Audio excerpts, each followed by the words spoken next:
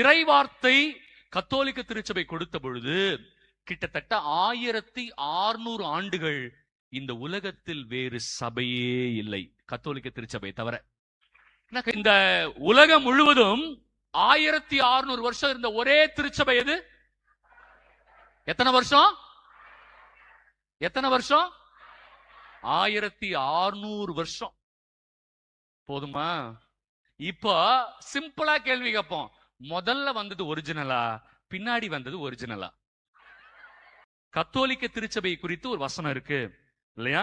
அதை நம்ம எல்லாரும் தெரிஞ்சுக்கணும். 1 தீமோத்தேயு 3:15. 1 தீமோத்தேயு 3:15. வேகமா எடுங்க. நான் வர காலம் தாழ்த்தினால் நீ கடவுளின் வீட்டாரிடம் எவ்வாறு நடந்து கொள்ள வேண்டும் என்பதை இத்திருமுகத்தின் வழியாக தெரிந்து கொள்ளலாம். கடவுளின் வீட்டார் திருச்சபை. ஓகே, வாசிங்க. இவ்வீட்டாரே, அதாவது இந்த திருச்சபையே வாழும் கடவுளின் திருச்சபை. வாழும் கடவுளின் திருச்சபை. கை தட்ட மாட்டீங்களா? வேற எந்த திருச்சபையை பத்தியும் சொல்லல. ஏன்னா தொடக்கத்தில் இருந்தது ஒரே திருச்சபை, கத்தோலிக்க திருச்சபை. அந்த திருச்சபையை பத்தி ஒரு வசனம் எழுதியிருக்கிறாங்க. இந்த திருச்சபை தான் வாழும் கடவுளின் திருச்சபை. அடுத்த வரி, இத்திருச்சபை உண்மைக்கு தூணும் அடித்தளமுமாய் இருக்கிறது. கைத்தட்டி நன்றி சொல்லுங்க பிரியமானவர்களே.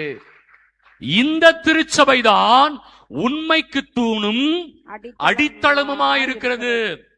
This church is the church of the living God, and this church is the pillar and foundation of truth.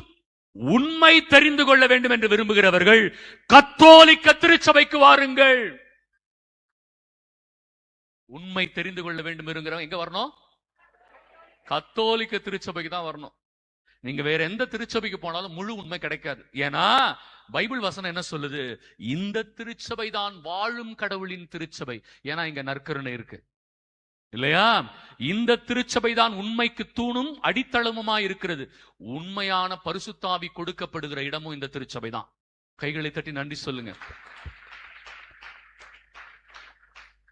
அப்படின்னா ஃபாதர் டூப்ளிகேட்டா ஒண்ணு இருக்கும்னு பைபிள்ல சொல்லியிருக்கா ஃபாதர்? உங்களுக்கு தெரியுமா? இது ஒரிஜினல்ட்டீங்க, இதான் ட்ரூ, இதான் உண்மையான சர்ச்னு சொல்லிட்டீங்க. அப்ப டூப்ளிகேட்னு ஒண்ணு இருக்கா ஃபாதர்? அது பைபிள்ல இருக்கா? அதுவும் பைபிள்ல இருக்கு. கை தட்டினீங்கன்னா வசனம் சொல்லுவேன். நல்லா கை தட்டிங்கன்னா தான் சொல்லுவேன், எல்லாம் சொல்ல மாட்டேன். 2 கொரிந்தியர் 11:4. சீக்கிரம் 2 கொரிந்தியர் 11:4 எழுதி வச்சுக்கோங்க எல்லாரும். உங்களிடம் யாராவது வந்து, கவனிங்க, நாங்கெல்லாம் போனதுக்கு அப்புறம் பவுல் சொல்றாரு, நாங்கெல்லாம் இந்த உலகத்தை விட்டு போனதுக்கு அப்புறம் உங்களிடம் யாராவது வந்து நாங்கள் அறிவித்த இயேசுவை தவிர, நாங்கள் அறிவித்த ஒரிஜினல் இயேசுவை தவிர வேறு ஓர் இயேசுவை பற்றி அறிவித்தால். கவனிச்சிங்களா நான் ஏன் ஒரிஜினல் வார்த்தை பயன்படுத்தினேன்னு? அவர் சொல்றாரு, நாங்க உங்களுக்கு ஒரு இயேசு அறிவிச்சிருக்கிறோம், ஆனா அவங்க வேறு ஒரு இயேசுவை பற்றி அறிவிப்பாங்க. கேட்கறதுக்கு இயேசு மாதிரியே தான் இருக்கும், ஆனா அந்த இயேசு கத்தோலிக்க திருச்சபை சொன்ன இயேசு நான் சொல்லவே இல்லை. இது பைபிள்ல இருக்கு, பவுல் எழுதியிருக்கிறாரு, ஆவியின் தூண்டுதலால எழுதியிருக்கிறாரு இல்லையா? ஆவியானவரே வெளிப்படுத்தி இருக்கிறாரு. நாங்கள் அறிவித்த இயேசுவை தவிர அவர்கள் வேறு ஒரு இயேசுவை பற்றி அறிவிப்பார்கள்.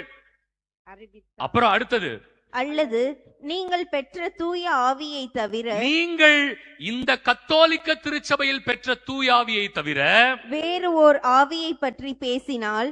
ஐயோ, அவங்க என்ன பேசுவாங்களா? வேற ஒரு ஆவியை பத்தி பேசுவாங்க. இன்னைக்கு அதுக்கு பின்னாடி தான் நிறைய பேர் ஓடுறான். வேற ஒரு ஆவிக்கு பின்னாடி தான் இன்னைக்கு நிறைய பேர் ஓடுறாங்க. ஏன்னா அது ரொம்ப அட்ராக்டிவா இருக்கு இல்லையா? பயங்கர அட்ராக்டிவா இருக்கு. அதை பத்தி தான் எல்லாரும் பேசுறாங்க.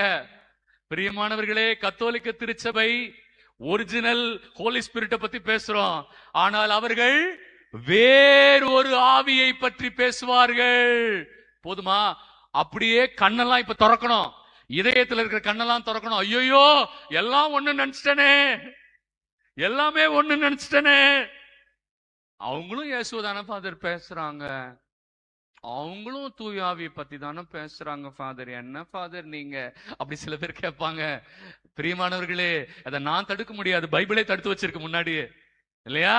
அவங்க பேசினா அது உண்மையான கத்தோலிக்க திருச்சபை சொல்லி கொடுத்த ஆவி இல்ல. தொடர்ந்து வாசிங்க. அல்லது நீங்கள் ஏற்ற நற்செய்தியை நீங்கள் தவிர ஏற்ற பைபிளை தவிர வேறு ஓர் நற்செய்தியை கொண்டு வந்தால் அவங்க வேற ஒரு பைபிளை கொண்டு வந்தால் நீங்கள் அவர்களை எளிதாக ஏற்றுக்கொள்கிறீர்கள். இப்ப புரியுதா ஏன் கூட்டம் கூடுதுன்னு? நீங்கள் அவர்களைத்தான் எளிதாக ஏற்றுக்கொள்வீர்கள். யார? Duplicate Jesus, duplicate holy spirit, duplicate Bible. நீங்க அவங்கள ஏத்துப்பீங்க, யார விட்டுருவீங்க? ஒரிஜினலை விட்டுருவீங்க. உங்களுக்கு ஒரிஜினலை பார்த்தா கசப்பா இருக்கும், உங்களுக்கு ஒரிஜினல் போர் அடிக்கும், ஒரிஜினல் போர் அடிக்கும். ஆனா டூப்ளிகேட் உங்களுக்கு இனிப்பா இருக்கும். இதுல எதுவுமே என் வார்த்தை இல்ல, எல்லாம் எங்க இருக்கு? 2 கொரிந்தியர் 11:4.